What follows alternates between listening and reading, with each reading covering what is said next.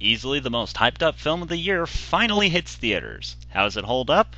We're gonna find out today. I'm CM Waters, and you're watching my review of Star Wars Episode VII, The Force Awakens.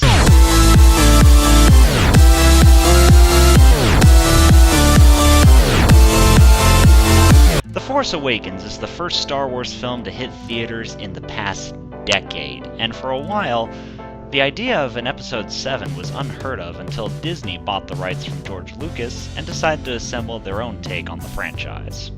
Helming the director's chair is J.J. Abrams, previously proven to be a master at sci-fi and action with his recent filmography. The film's mostly been shadowed in mystery, so I'll try to keep the spoilers minimal here, but at the same time I do have to talk about the plot, so just be ready for that bit. The film takes place years after the events of the previous film, where Luke Skywalker disappears, and from the ashes of the Empire, a new evil army rises known as the First Order, led by a sinister being known as Kylo Ren. He's attempting to find the base of the Resistance, as well as a droid known as BB-8, who is holding a map that could lead to Skywalker. That droid becomes acquired on the planet Jakku by a woman named Rey, who is encountered by an ex-stormtrooper who calls himself Finn, who agrees to help them return to the Resistance.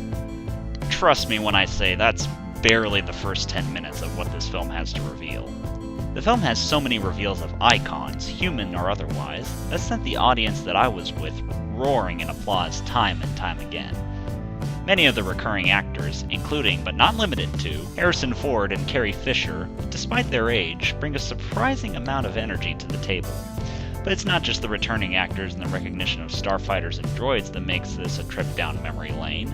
A lot of the action scenes, whether they be starfighter battles or ground blaster fights, recall the thrills of the old days, but also utilize updated technology to stay exciting in our modern day. But it's not just a recall of nostalgia, the fresh blood brought to the table keep the film on its feet as well. Many of the new characters go through thrilling developments that, honest to God, rival that of the previous films. But like I said, the mystery of it all is part of the thrill, so I won't spoil too much here. Let's just say I honestly didn't understand why JJ decided to keep this shrouded in mystery until I saw this film. But just trust me when I say it's beneficial. So yeah, I'd say it's a solid entry into the Star Wars legacy. It's a fun sci-fi flick, a superb nostalgic trip, and a welcome return to form for the franchise. If you haven't seen it already, definitely check it out. So today, folks, I want to know what your favorite Star Wars film is. Mine is Empire Strikes Back. Write yours in the comments below.